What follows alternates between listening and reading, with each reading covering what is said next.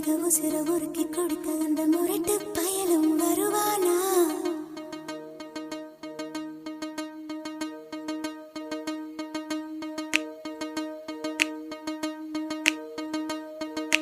சுட்டு சுட்டு நனையுது தாஜ்மஹால், கொடை எதுவும் வேணாவாமா?